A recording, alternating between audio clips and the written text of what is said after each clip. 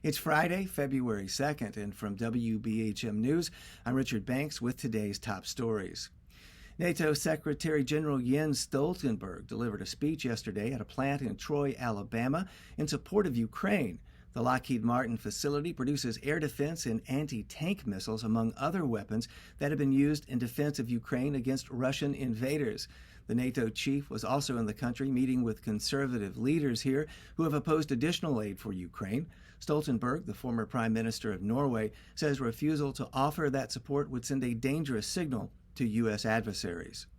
A new measure targeting people who falsely report an abduction will be considered in this year's state legislative session. The measure would require mandatory prison time of up to 10 years and restitution for the cost of resources spent by law enforcement investigating a fake abduction. The measure is largely in response to the reported kidnapping of Carly Russell last summer.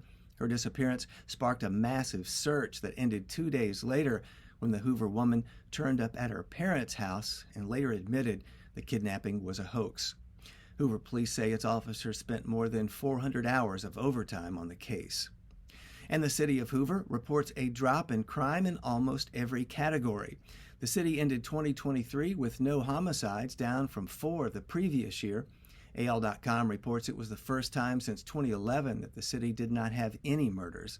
Hoover, the state's 6th largest city, also saw a 40% drop in robberies.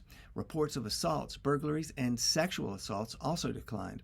By comparison, Birmingham also reported a drop in murders, while crimes overall increased by almost 11%, largely driven by a jump in theft and property crime.